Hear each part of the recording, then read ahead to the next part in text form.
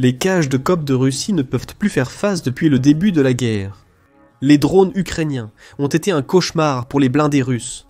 La Russie, qui se vantait d'avoir la plus grande flotte de chars du monde, a été confrontée à la réalité que ces chars de combat coûteux étaient vulnérables, pourraient être détruits par des drones coûtant seulement quelques milliers de dollars. Armée de munitions restantes de la guerre froide et désespérée de trouver une solution, la Russie a assemblé à la hâte des cages de COP, des projections de métal soudées destinées à protéger leurs chars des frappes de drones.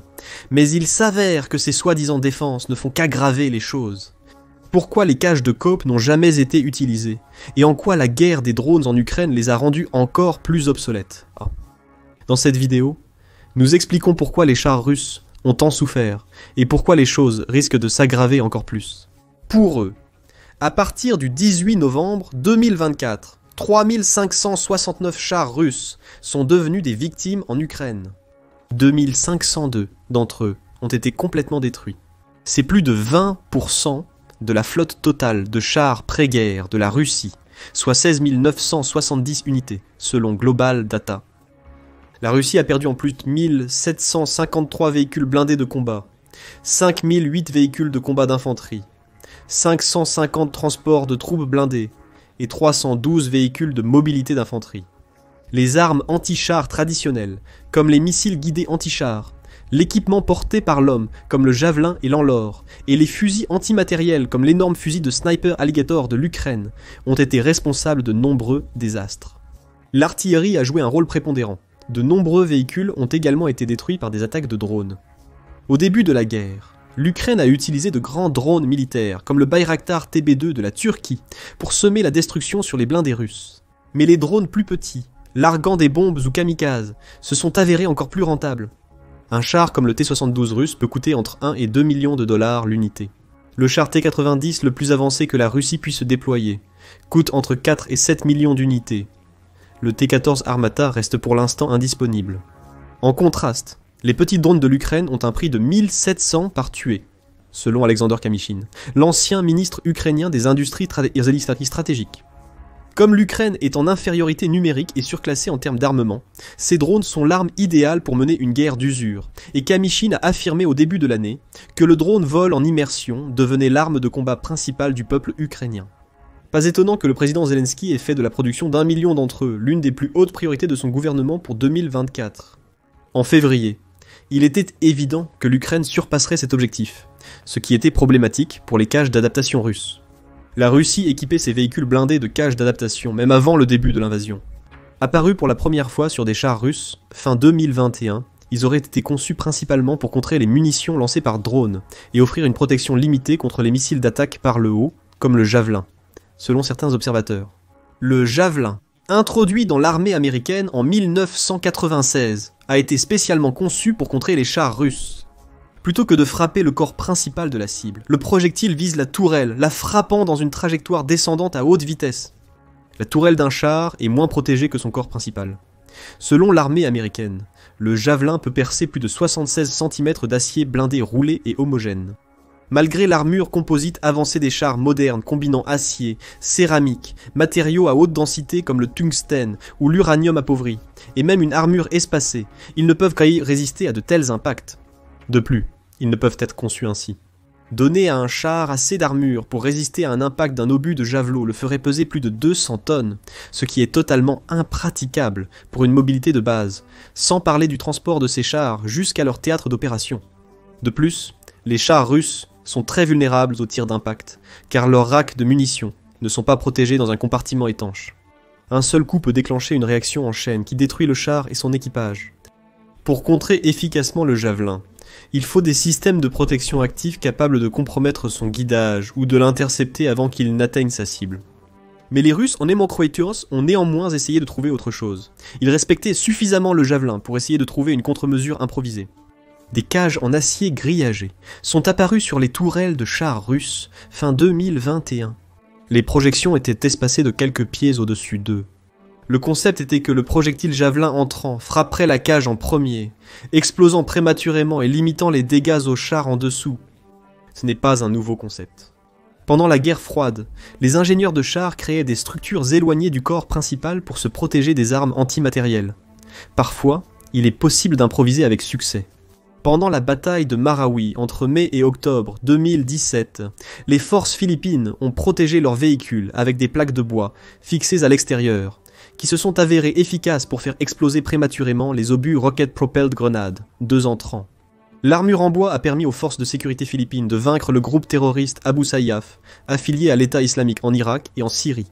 Les États-Unis et leurs alliés ont tenté une approche similaire contre les obus Rocket Propelled Grenade, rencontrés lors de la guerre contre le terrorisme. Ils ont utilisé une armure à lamelles pour protéger leurs chars de ces projectiles. Le problème est que comparer un Rocket Propelled Grenade à un javelot revient à comparer un chat à un tigre. Contrairement à un Rocket Propelled Grenade, le javelot a une charge militaire tandem, conçue pour vaincre l'armure réactive explosive, réactive, armor. 50. Explosive, réactive, armor, détonne vers l'extérieur lorsque frappée par un projectile, forçant les plaques métalliques à s'écarter pour endommager, dévier ou perturber la menace avant qu'elle n'atteigne le corps principal du véhicule cible. Cependant, le javelot contourne ce système grâce à sa charge militaire tandem. La première charge militaire active l'explosive réactive armor la neutralisant, tandis que la deuxième pénètre l'armure pour détruire la cible. Soyez assurés, si l'ERA ne peut pas arrêter un javelot, une cage de COP ne le pourra certainement pas. Quand la Russie s'est enlisée, elle a vite réalisé que les cages de COP ne stoppaient pas les javelots. Le javelot est devenu un symbole de la résistance ukrainienne, avec la diffusion en ligne d'images médiévales de saints portant ces armes américaines. Pendant ce temps, les cages de COP symbolisaient l'incompétence russe, qui s'étendait bien au-delà d'un seul aspect de la guerre. Néanmoins, les Russes ont continué d'utiliser les cages de COP, réalisant l'importance grandissante des petits drones, une leçon apprise il y a déjà 10 ans, au plus fort de la guerre civile syrienne. La cage de COP n'est peut-être pas efficace contre un javelot, mais elle pourrait avoir un certain effet contre les drones qui lâchent carré des armes plus simples comme des grenades anti-chars ou même des obus de mortier plus petits, car ces derniers toucheront d'abord la cage. Comme les pilotes de drones ukrainiens avaient pris l'habitude de lancer des grenades dans les trappes ouvertes des chars dans ses premiers jours, cette adaptation a sauvé la vie de nombreux équipages de chars russes. Les cages de COP ont également réussi à arrêter de petites munitions traînantes, armées d'explosifs plus légers. Nous avons souvent raillé les cages de COP, mais la meilleure preuve de leur efficacité partielle vient des images d'équipages de chars ukrainiens, les adaptant à leurs propres véhicules. En août 2023, des images de cages de COP soudées à un char Challenger offert ont émergé. L'armure de cage entourait le char et la tourelle, indiquant que l'Ukraine teste un design innovant. Donc la cage de COP n'est pas totalement inutile. Elle a probablement sauvé certains chars d'une destruction totale, surtout au début de la guerre quand les pilotes de drones ukrainiens étaient moins expérimentés qu'aujourd'hui. Qu'ont-ils fait? Les jeunes pilotes de drones ukrainiens utilisent davantage de munitions kamikazes et évitent désormais les attaques par le haut. Un drone vol en immersion est petit, rapide et manœuvrable. Les pilotes de drones ukrainiens ont acquis une telle dextérité qu'ils peuvent manœuvrer leurs véhicules aériens, sans pilote, à l'intérieur des immeubles et cibler une pièce spécifique pour trouver une cible cachée. Leur précision leur permet de contourner les cages de déception et de frapper leurs cibles avec des armes puissantes, pouvant détruire même les chars de combat principaux et les véhicules plus légers. Ces drones frappent le plus souvent les véhicules russes du côté. La conception interne défectueuse des chars russes implique un risque élevé qu'un impact déclenche l'explosion des munitions, provoquant des explosions spectaculaires. La Russie a donc continué à adapter et développer des armures de cage plus élaborées pour leurs chars. L'adaptation la plus efficace a sans doute été l'équipement des cages à l'époque. Si les panneaux n'avaient pas été volés par des officiers logistiques, voulant faire un profit rapide, certaines cages ont intégré des sacs de sable pour améliorer la protection en absorbant et dispersant l'énergie d'impact des tours entrants. Cette approche exploite le matériau dense et lâche à l'intérieur des sacs pour compléter la structure défensive de la cage. Il y a pire comme façon de s'adapter, cependant. La Russie a commencé à déployer des véhicules blindés ressemblant à ceux de Mad Max après avoir réalisé que les drones ukrainiens contournaient l'armure de cage. Ces cages recouvrent l'intégralité du corps d'un véhicule blindé et ont été aperçues dès la guerre civile syrienne. Parfois, il y avait même des pointes projetées depuis les cages, comme on a pu le voir dans une vidéo largement diffusée sur les réseaux sociaux. La Russie a continué à faire évoluer la Cop Cage. Un autre design élaboré est apparu lors de l'expédition de défense de l'armée 2023 en août. La cage était fixée à la tourelle et élevée par des poteaux tubulaires, avec un treillis métallique pour améliorer la visibilité. Pour ajouter une protection, le treillis a été combiné avec des lattes triangulaires, ayant des pics et des vallées parallèles. Les hauts gradés russes estimaient probablement que ce design est plus efficace pour arrêter les munitions en stationnement. Parmi les plus notables des monstruosités dites Mad Max figuraient les tanks tortues qui sont apparus en avril 2024. Ces véhicules avaient une coque extérieure inclinée avec une feuille de métal recouvrant le dessus et les côtés. Bien que plusieurs aient été déployés, Un tank tortue a été détruit lors d'une frappe d'artillerie le même mois. Une telle approche de l'armure de cage soulève des inquiétudes, car elle pourrait réduire la conscience situationnelle de l'équipage, leur mobilité et leur capacité à évacuer le véhicule en cas d'urgence. Par exemple, le tank tortue avait une tourelle fixe. Ces modifications rendent aussi un tank bien plus facile à repérer à distance. Une frappe d'artillerie est probablement imminente, et aucune cage d'encaissement ne pourra y résister. C'est pourquoi ces conceptions élaborées de cages sont l'exception plutôt que la règle, malgré leur visibilité accrue en ligne. La plupart des véhicules russes en ligne n'ont pas de cage d'encaissement aussi élaborée. Une étude russe a montré que l'armure cage est la plus efficace contre les obus antimatériels courants, comme les Rocket Propelled Grenades, lorsque les tiges de la cage font 10 mm de diamètre, et que l'espacement entre elles est de 80 mm. Ce design offre 65% de chances de perturber un OBAK entrant. Comme les drones ukrainiens sont souvent armés de tels obus, c'est un niveau de protection étonnamment raisonnable. Un design avec des tiges plus étroites et espacées est généralement plus efficace que des tiges épaisses et rapprochées. Le problème pour la Russie est que le design le plus efficace n'est pas standardisé en dehors de la protection des côtés et de l'arrière d'un char. L'absence de cage de COP standardisée indique que les Russes n'ont pas encore trouvé un moyen fiable de protéger les tourelles de chars avec de l'armure SLAT, contrairement à la protection de l'armure latérale ou arrière. Si une cage de COP ou une armure en cage efficace existait, son usage se généraliserait vite. Jusqu'à maintenant, les chars Tortue ou les chars Mad Max ont été des raretés, et le talent des pilotes de drones ukrainiens explique pourquoi. Même si l'artillerie n'avait pas détruit le char Tortue, les pilotes de drones ukrainiens auraient pu aisément voler sous la coquille pour livrer leur charge. Malheureusement pour les Russes, ils n'ont pas encore trouvé d'alternative fiable à l'armure de cage, malgré leurs nombreuses tentatives. Au cours du premier semestre 2024, il est apparu évident que les brouilleurs électroniques deviendraient essentiels pour toute force militaire, en raison de l'utilisation généralisée de petits drones difficiles à contrer par des méthodes cinétiques. Des brouilleurs seraient essentiels pour protéger l'infanterie et l'armure de ces menaces persistantes. En début d'année, la Russie semblait s'adapter. T-72 équipés de brouilleurs ont fait leur apparition au combat. Les nouveaux chars ont, sans surprise, rendu nerveux les pilotes de drones ukrainiens. Mais quand ces chars ont été capturés en avril, les Ukrainiens ont réalisé que leur brouilleur ne fonctionnerait probablement pas. Ils pointaient droit vers le haut, ce qui signifie qu'ils étaient peu susceptibles de protéger un char d'un drone arrivant sur une trajectoire latérale. Les brouilleurs étaient mal assemblés. Les antennes, fabriquées en usine, étaient assemblées de façon improvisée. L'absence de normalisation efficace a conduit les troupes ukrainiennes à douter de l'efficacité des brouilleurs. À la fin de l'année 2024, les chars russes sont toujours vulnérables aux drones vol en immersion ukrainiens, Moscou n'ayant pas encore résolu le problème des brouilleurs de manière systématique. On peut s'attendre à ce que les chars russes continuent au moins en partie à compter sur les cages de COP alors que l'année 2025 commence. Heureusement pour l'Ukraine, elle a fait des progrès significatifs dans la lutte contre ces deux éléments, sans recourir aux coûteuses munitions Javelin. Depuis le début de la guerre, l'Ukraine a eu une capacité étonnante à apporter du nouveau matériel sur le terrain, que ce soit sous la forme de nouvelles armes comme ces drones à longue portée ou en réutilisant d'anciennes armes. L'utilisation des imprimantes 3D par l'Ukraine a aidé son industrie de défense dans le processus. L'Ukraine a montré son innovation en adaptant des grenades anti-chars soviétiques avec des ailerons imprimés en 3D pour en faire des munitions efficaces livrées par drone. Toutefois, ces munitions seraient inefficaces contre une armure de cage bien conçue, détonnant prématurément, mais maintenant, il y a 2 tours conçus pour vaincre les cages des COP. Rencontrez les munitions Frag, fabriquées par une entreprise ukrainienne locale appelée Shockwave Dynamics. Les 2 tours sortent des imprimantes 3D et ont une tête d'ogive à charge de plateau. Qu'est-ce que cela signifie? Voyons voir ce que ces vilains garçons peuvent faire. Le premier type est le Frag 05975. 0,9 kg avec des centaines de roulements à billes juste derrière la couche externe. Ce type de munition est principalement conçu pour des missions anti-personnelles. Pour comprendre son efficacité contre l'armure de cage, comparons-le d'abord à l'impact d'un projectile standard.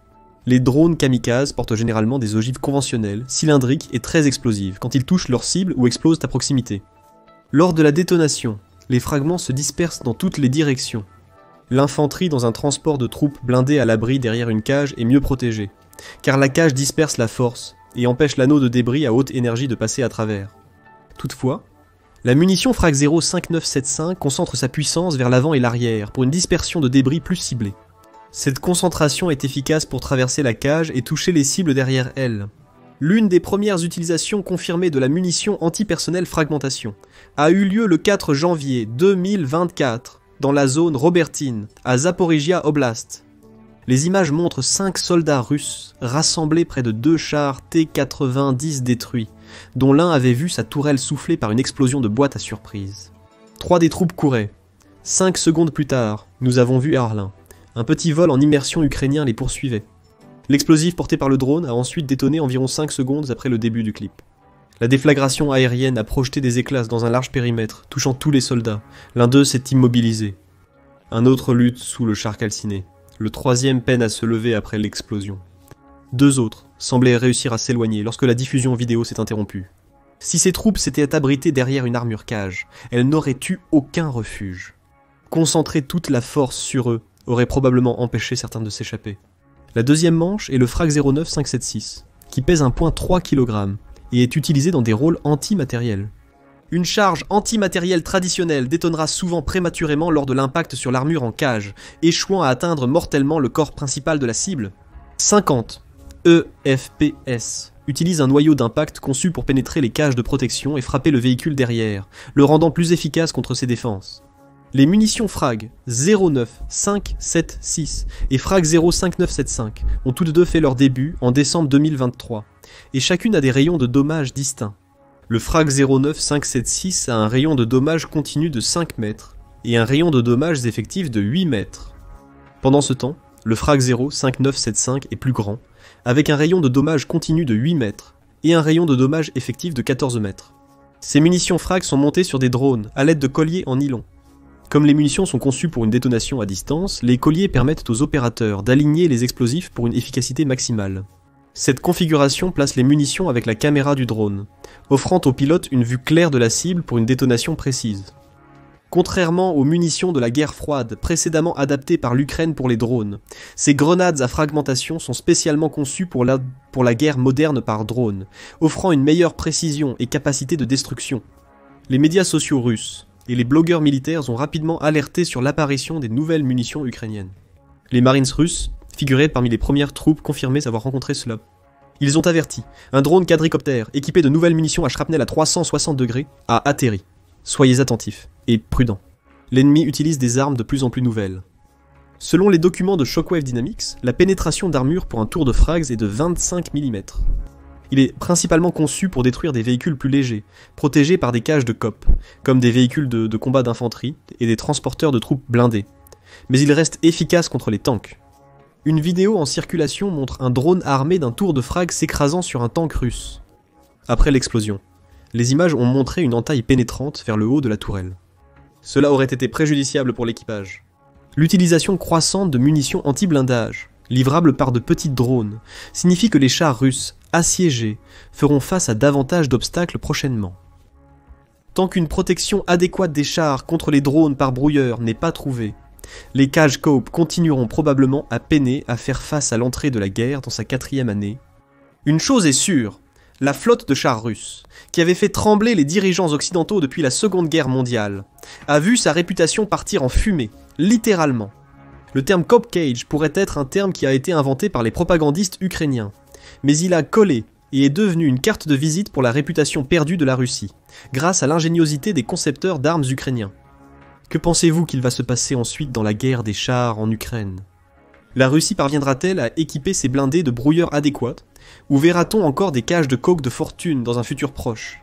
Faites-le nous savoir dans les commentaires. N'oubliez pas d'aimer la vidéo et de vous abonner pour plus d'analyses militaires par des experts. Découvrez maintenant la pire semaine jamais connue, la Russie à bout, ou cliquez plutôt sur cette autre vidéo.